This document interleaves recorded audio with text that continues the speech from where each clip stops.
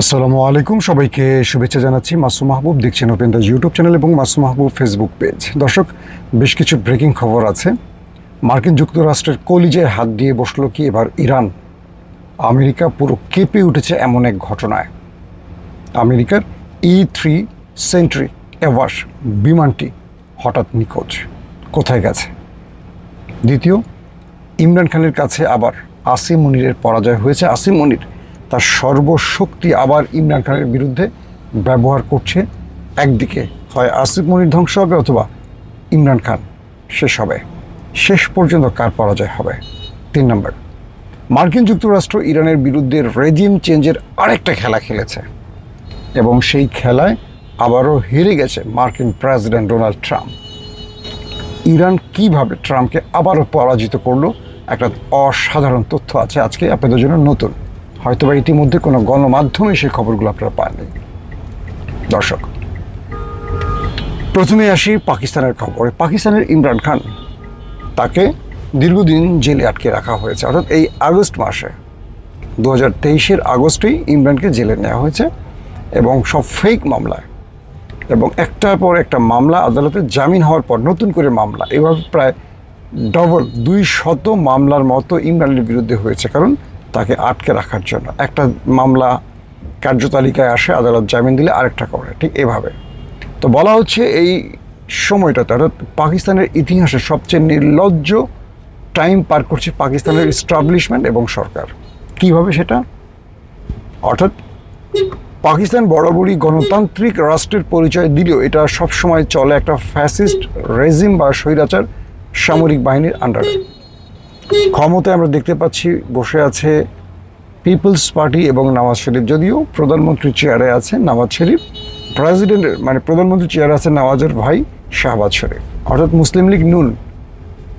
আর প্রেসিডেন্টের চেয়ারে আছে পিপলস পার্টি, অর্থাৎ আসিফ আলী জারদারি। তো সেনাবাহিনী এই দুই শত্রুকে পাকিস্তানের ইতিহাসে বাংলাদেশের মতো, যেমন আওয়ামী লীগ বিএনপি চির প্রতিদ্বন্দ্বী, তাদেরকে কখনো একসঙ্গে দেখবেন না। যখনই দেখবেন যে জামাত ইসলাম বা এনসিপি কখনো ক্ষমতার মসনদে বসে যাচ্ছে, সম্ভাবনা বেশি, তখন দেখবেন এই দুটো এক হয়ে যেতে পারে। যেমন এইবার নির্বাচনী অনেক রকম তথ্য বাজারে এসছিল যে জামাত ইসলাম ক্ষমতা চলে আসতে যাচ্ছে, জামাত ইসলামের বিজয়ের সম্ভাবনা বেশি, এরকম অনেক তথ্য আমরা পেয়েছিলাম। তখন বিএনপির অনেক নেতা বলে ফেলেছিলেন জামাত ঠেকাতে প্রয়োজনে আমরা আওয়ামী লীগের সাথে মিলে যাব। অর্থাৎ 15-16 বছর যেই আওয়ামী লীগ বিএনপির উপর অত্যাচার করেছে সব ভুলে বিএনপি আওয়ামী লীগের সাথে মিলবে, তার এক সময় বা প্রায় দীর্ঘ 25 বছরের মিত্র বন্ধু জামাতের এগেনস্টে যাওয়ার জন্য। মানে জামাত জিতে গেলে সেটাকে ঠেকানোর জন্য আওয়ামী লীগ বিএনপি এক হবে। এটা হলো বাংলাদেশের রাজনীতি। ঠিক কপিটা এখন পাকিস্তানে কি হলো? পাকিস্তানে যেটা ঘটলো সেটা হলো ইমরানকে ঠেকানোর জন্য মুসলিম লীগ এবং পিপলস পার্টি এক হয়ে গেছে, এবং মুত্তাহিদা কওমি মুভমেন্ট সহ আরও যে দলগুলো আছে, PDM, প্রায় 14-15টা দল এক হয়েছে শুধু এক ইমরানকে ঠেকাতে। তারপরও পারেনি। ইমরান খান সেই নির্বাচনে একাই প্রায় 2 শতাধিক আসন পেয়েছে, যেখানে 160টির মতো পেলেই পাকিস্তানের ক্ষমতায় বসা যায়। তো সেই ইমরান খানের বিজয় আটকাবার জন্য সব দল এক হয়ে জিততে পারেনি, কিন্তু শেষ পর্যন্ত সেনাবাহিনীকে ব্যবহার করে সেই বিজয়টা ছিনিয়ে নিল বর্তমান শাসকরা। শেষ পর্যন্ত যে বিষয়টি ঘটেছে সেটা হলো ইমরানকে জেলে আটকে রাখা হয়েছে সেনাবাহিনীর ক্ষমতা ব্যবহার করে। কারণ জনগণ যদি সেনাবাহিনীর সাপোর্ট না দেয়, ইমরান খানের যে সাপোর্টাররা আছে প্রায় 80% পাকিস্তানের জনগণ এখন ইমরান খানের সাপোর্টার, এরা এই সরকারকে উড়িয়ে দেবে। তাই তারা বাধ্য হয়ে সেনাবাহিনীর সহযোগিতা নিয়েছে। আর আসিফ মনির এই পুরোপুরি ইমরানের বিরুদ্ধে একেবারে দাঁড়িয়ে গেছে, পুরোপুরি। যতটা না শাহবাজ শরীফ, যতটা না আসিফ আলী জারদারি বা বেলাওয়াল ভুট্টো, তার চেয়ে বড় শত্রু এখন হয়ে গেছে মিস্টার আসিম মনির ইমরান খানের বিরুদ্ধে। তো সর্বশেষ যেটি হলো, পাকিস্তানের সুপ্রিম কোর্টের বিচারিক প্যানেল শিফা ইন্টারন্যাশনাল হাসপাতালে চিকিৎসা নির্দেশ দিয়েছেন, এবং সেপ্টেম্বরের 16 তারিখ পর্যন্ত। এবং বলা হয়েছে ইমরান খানের ব্যক্তিগত চিকিৎসক, ইমরান খানের বোন এবং ইমরান খানের দলীয় বা আইনজীবী যারা, তারা দেখা করতে পারবেন। প্রতিদিন তারা সেখানে থাকবেন, খোঁজখবর নেবেন। কিন্তু এই 16 সেপ্টেম্বর পর্যন্ত ইমরান খানকে বাহিরে রাখার, মানে আদিয়ালা জেলের বাইরে রাখার সাহস করেনি আসিফ মনির সরকার। তারা ইমরান খানকে আবারও জেলে পুরে দিল একদিনের মাথায়। এবং তারা একটা মানে আদালত যে নির্দেশ দিয়েছিল একটা মেডিকেল বোর্ড গঠনের, প্রাইভেট মেডিকেলের বা শিফা মেডিকেল থেকে যে বিশেষজ্ঞ ডাক্তাররা, এই নির্দেশটা সুপ্রিম কোর্ট দেওয়ার পর আসিফ মনির সরকার সেটা মানে নাই। তারা নিজেদের একটা সাজানো গুছানো আওয়ামী লীগ ক্যাঙ্গারু কোর্টের মতো একটা বিচারিক প্যানেল তৈরি করে তারা বলে ইমরান খান ফুল ফিট, ওকে, একদিনের মধ্যেই ইমরান খানকে আবার আডিয়ালা পাঠিয়ে দিল। এই একদিন পুরো পাকিস্তান হেলে পড়েছিল ইমরান খানের দিকে। মূলত সেনাবাহিনী দুটো বিপদে আছে। এক, তাদের বিপদ নাম্বার 1, ইমরান খান যদি মারা যায় পুরো পাকিস্তান অস্থিতিশীল হয়ে পড়বে। পুরো রাওয়ালপিন্ডি বলি, পাকিস্তান সেনাবাহিনী বলি, তাদের মানে যে সেনাবাহিনীর কোর কমান্ডাররা আছেন বা সেনাবাহিনীর যে বিভিন্ন জায়গায় কার্যালয়গুলো আছে বা তাদের যে ব্যাঙ্গলগুলো আছে, এগুলো একটা থাকবে না, এটা তারা জানে। আর যদি ইমরান খানকে বের করা হয় তাহলে আসিফ মনির শেষ হয়ে যাবে, আসিফ মনিরের খেলা শেষ। আসিফ মনির এখন উভয় সংকটে আছেন। এক, ইমরানকে জামিন দিতে পারছেন না, কারণ ইমরান জামিন পেয়ে গেলে পুরো পাকিস্তান তার দিকে হেলে পড়বে, তার জন্য কঠিন, তার খেলা শেষ হয়ে যাবে। ইমরানকে যদি মেরে ফেলা হয় জেলখানায় পরিকল্পিতভাবে, পুরো জাতির মধ্যে যে ক্ষোভ তৈরি হবে, পুরো পাকিস্তান কয়েক টুকরো হয়ে যাবে, এটা আসিফ মনির মোকাবেলা করতে পারবে না, কনফার্ম। তো এখন এই বিপদে আছে। এদিকে উচ্চ আদালত ইমরান খানকে যেই নির্দেশনা দিল, এটা নিয়ে ইমরানের আইনজীবীরা আবার আদালতে যাবে, কারণ উচ্চ আদালতের নির্দেশ অমান্য করে সরকার যে কাজটি করছে, এটার জন্য সরকারকে অনেক বড় চাপে ফেলতে পারে আইনজীবীরা অথবা পাকিস্তানের উচ্চ আদালত।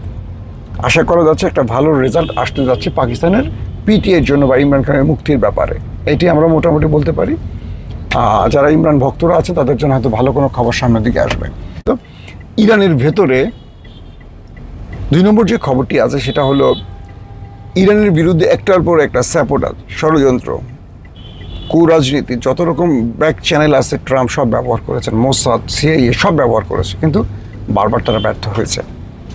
প্রথম আপনারা দেখেছেন যে আয়াতুল্লাহ আলী খামেনিকে হত্যার পর একটা রেজিম চেঞ্জে যে একটা বিগ প্ল্যানে খেলেছে, সেটা ইরানের জাতি হতে দেয়নি। ট্রাম্প এবং নেতানিয়াহু সেখানে ব্যর্থ হয়েছে, সিআইএ এবং মোসাদ সেখানে ব্যর্থ হয়েছে। এবার তারা যে খেলাটা আবার শুরু করলো, মাঝখানে যুদ্ধ চললো টানা, আপনারা দেখেছেন। তো এই যুদ্ধ শেষেও আমেরিকা কিছু পায়নি ইরানের কাছে, এবং ইরান পুরো যুদ্ধ তাদের কবজায় রেখে, কন্ট্রোলে রেখে পুরো সিস্টেমটা তাদের পক্ষে নিয়ে আসছে। এখন যে বিষয়টি তৈরি হয়েছে সেটি হলো যে তারা এই যুদ্ধে পরাজিত হয়ে, ট্রাম্প নেতানিয়াহু যুদ্ধে পরাজিত হয়ে তারা আবারও একটা গেম করেছে ইরানের বিরুদ্ধে। এবং কিছু গণমাধ্যমের তথ্য অনুযায়ী যে ইরানের রেজিম চেঞ্জের জন্য আরেকটা খেলা খেলেছিল ট্রাম্প। সেই খেলাটি কি, তারা কি করেছে, ট্রাম্প গোপনে তার এজেন্সি ব্যবহার করে ইরানের সুপ্রিম যেই পাওয়ারফুল পজিশনগুলো আছে, সেনা প্রধান, নৌ প্রধান, বিমান বাহিনী প্রধান, আইআরজিসি প্রধান, আরও যারা রাষ্ট্রের পাওয়ারফুল পজিশনে আছে, সব টপ লিডার, গোপনে তাদেরকে বিশাল অঙ্কের মিলিয়ন ডলারের অফার দিয়েছে। এক প্রকার বলা যায় বিলিয়ন ডলারের পর্যায়ে চলে গেছে এই অফারগুলো। এবং সেখানে বলা হয়েছে যে যদি ইরানের রেজিম চেঞ্জ, খামেনি পরিবারের বাইরে ইরানের শাসন ব্যবস্থাকে এনে দেওয়া হয়, মানে এই সেনাবাহিনীরা জাস্ট করবে, ক্ষমতা তারা দখল করবে, আমেরিকা তাদেরকে সাপোর্ট দেবে, মানে ইরানের সেনাবাহিনীকে আমেরিকা সাপোর্ট দেবে। জাস্ট মুস্তফা খামেনি বা খামেনি পরিবারের হাত থেকে ইরানকে বের করে আনতে হবে। এই জন্য বিশাল অর্থ গোপনে এই চ্যানেলে, ব্যাক চ্যানেলে ইরানকে দেওয়ার চেষ্টা করা হয়েছে। ইরানের যারা সেনা প্রধান, নৌ প্রধান এবং এয়ারফোর্স প্রধান, আইআরডিসি প্রধান, বাসেসের প্রধান, ইন্টেলিজেন্স প্রধান, যারা এই অফারগুলো পেয়েছেন প্রত্যেকে এক বাক্যে না বলে দিয়েছে। পৃথিবীর ইতিহাসে এটা খুব কম ঘটে। বাংলাদেশে 1/11 ঘটেছে, বাংলাদেশে আরও যে ঘটনাগুলো পূর্বে ঘটেছে, জিয়াউর রহমান হত্যার সময় কী ঘটেছে, এগুলোই হিস্ট্রি আছে। ইভেন ভারতের মতো জায়গায় ইন্দিরা গান্ধীর মৃত্যু হয়েছে, বিভিন্ন মানে বড় রাষ্ট্রের নেপথ্যে খেলা ছিল। তো এখান থেকে তারেক রহমানকে একটা জিনিস শিখতে হবে যে তেলবাজ লোকের চেয়ে বিশ্বস্ত লোকের প্রয়োজন কতটা বেশি। বিলিয়ন ডলারের অফার পেয়েছে যারা ইরানের সেই সুপ্রিম হাই অফিসিয়ালরা, যে অফারটা পেয়েছে, এই অফারের দুটো জিনিস ছিল। এক, তারা আজীবন ইরানের ক্ষমতা ধরে রাখবে, খামেনি পরিবার শেষ, তারপর ওই ব্যক্তিরা যেমন আব্দুল ফাত্তাহ আল সিসি, মিশরের সেনাপ্রধান থেকে ক্ষমতা দখলকারী, এবং পাকিস্তানের আসিফ মনির ক্ষমতা দখলকারী, এখন যে বিষয়টি তৈরি হয়েছে সেটি কি, যে ইরান সাফ আমেরিকার এই প্রস্তাবগুলোকে না করে দিয়েছে। এত বিশাল অঙ্কের টাকার, একদিকে তারা বিশাল অঙ্কের টাকা, সারা জীবন তাদের 14 গোষ্ঠী না 28 গোষ্ঠী ঘরে বসে খেতে পারবে, এত বিশাল অফার। পাশাপাশি ইরানের রাষ্ট্র ক্ষমতা তাদের পক্ষে চলে আসবে, আমেরিকার সমর্থন থাকবে, বিশ্ব পরিমণ্ডলে ইরানকে একটা কি বলবো, যে নতুন সফেদ পোশাকে নামিয়ে দেওয়া হবে, একদম ক্লিন পানিতে ধুয়ে ইরানের বিরুদ্ধে যে অভিযোগ সব মুছে দেওয়া হবে, ইরানকে অনেক অনেক কিছু দেওয়া হবে, ইরানের অর্থনীতি, ইরানের সমাজনীতি, রাজনীতি সব বিশ্ব রাজনীতির মধ্যে ঢুকে যেতে পারবে ইরান, যেখানে এক ঘরে সেই এক ঘরের জায়গা থেকে বেরিয়ে আসবে, এরকম একটা ব্যাপার। কিন্তু ইন্টারেস্টিং ব্যাপার কি দেখবেন, ইরান এই অফারগুলো নেয়নি। তারা সব জানিয়ে দিয়েছে যে নো, ইরান যে সিস্টেমে আছে সেই সিস্টেমে চলবে। যে জাতিতে এরকম সেনা প্রধান আছে, যে জাতির মধ্যে এরকম নৌ প্রধান, এয়ারফোর্স প্রধান বা এমন IRGC প্রধান আছে, সেই জাতিকে আসলে পরাজিত করা যাবে না। ট্রাম্প একটা কথা বলেছেন, ইরানি জাতিকে কেনা যায় না, এবং ইরানি জাতি এমন এক জাতি যা বলে তার বাইরে তারা যায় না। এটা নিয়ে ট্রাম্প সবচেয়ে বিপদে, কারণ ট্রাম্প প্রতিটা মুসলিম দেশের লোভ দেখিয়ে তার আকামগুলি করেন। সেটা বাংলাদেশ বলি, পাকিস্তান বলি, প্রতিবেশী যেই দেশগুলোতে যা হয়েছে। এর আগে তুরস্কে একটা চেষ্টা হয়েছিল, এর আগে এরকম তুরস্কেও হয়েছিল, আপনারা জানেন যে এরদোয়ানের বিরুদ্ধে একটা সামরিক কূ হয়েছিল, কিন্তু সেখানে ইরানের জনগণ রাজপথে নেমে সেটাকে ব্যর্থ করেছে, সেনাবাহিনী করেনি। হ্যাঁ, সেনাবাহিনীর একটা গ্রুপ ছিল, কিন্তু তারা নীরব ছিল। কিন্তু এবার যেটা ইরানে ঘটছে সেটা আমি মনে করি বিশাল একটা ব্যাপার। ইরানের সেনাবাহিনী এত বড় অফার পেয়েও সেই অফারটাকে একেবারে ছুঁড়ে ফেলে দিল, আমেরিকাকে ব্যর্থ করলো, এটা আমেরিকাকে আরেকবার হতাশ করলো। আসেন তারপরের তৃতীয় যে গুরুত্বপূর্ণ খবর, সেটা হলো মার্কিন যুক্তরাষ্ট্রের একটা ভয়ঙ্কর যুদ্ধ বিমান, যেটাকে বলা হয় আকাশের একটা কি বলবো হেডকোয়ার্টার, অর্থাৎ যুদ্ধের জন্য যে রাডার সিস্টেম বা সব কিছু এটা আকাশে ভাসমান থাকে একটা কন্ট্রোলিং টাওয়ারের মাধ্যমে, এবং এটা দিয়ে প্রায় 400-500 কিলোমিটারের মধ্যে সকল রাডারকে তারা কন্ট্রোল করতে পারে, সকল সিস্টেমকে তারা এখান থেকে মানে তাদের রাডার সিস্টেমের মধ্যে আনতে পারে। এটা আকাশ থেকে এমনভাবে নিয়ন্ত্রণ করা হয় যে ইরান কোথায় মিসাইল মারছে, কোথায় কী করছে, সব কিছু এই সিস্টেমের মাধ্যমে দেখতে পারে। তো এখন সেই E3 সেন্ট্রি, যে আমরা বললাম অ্যাওয়াশ বিমানটি, এটি হঠাৎ করে নিখোঁজ হয়ে গেছে। এটি 7700 একটা সংকেত দিয়ে, ইমার্জেন্সি সংকেত, এই সংকেত দিয়ে এই পাওয়ারফুল শক্তিশালী বিমানটি হঠাৎ করে আউট হয়ে গেছে। এটা কি ধ্বংস হয়ে গেছে, রাডার থেকে আউট হয়ে গেছে, এটা কোথায় আছে কেউ জানে না। ইরান কি এখানে কোনো সাইবার অ্যাটাক চালিয়েছে, নাকি ইলেকট্রনিক্স ওয়ারফেয়ার ব্যবহার করেছে?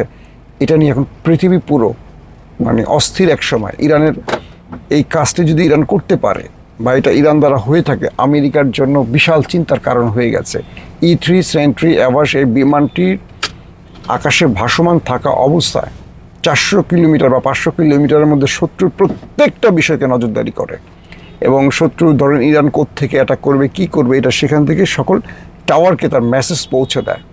সেটি শেষ পর্যন্ত নিজেই আউট হয়ে গেছে, অন্যদেরকে আউট করার দায়িত্ব নিয়ে নিজেই মার্কেট থেকে পালিয়ে গেছে, কোথায় গেছে কেউ জানে না। শুধু এটুকুই আসছে 7700 একটি মেসেজ দিয়ে, এটি এটাকে বলে সতর্ক মেসেজ বা বিপদ সংকেত মেসেজ। এরপর এটা কোনো হদিস পাচ্ছে না আমেরিকা। শেষ পর্যন্ত আমেরিকা ইরানের কাছে যদি এইখানে একটা বড় পরাজয় হয়, ইরান তার যুদ্ধ কৌশলে, প্রযুক্তির কৌশলে কত উপরে উঠে গেছে এটা আমেরিকা এখন নিজে আন্দাজ করতে পারছে। এবং এটা নিয়ে আমি আরও ডিটেল তথ্য আপনাদের দিব, কারণ এই তথ্যটা এখন হবে ইরানের জন্য সবচেয়ে বড় সারপ্রাইজ। দর্শক, বিদায় নিচ্ছি এখনকার মতো। ইনশাআল্লাহ নেক্সট ভিডিওতে আপনাদের জন্য আরও আপডেট খবর থাকবে।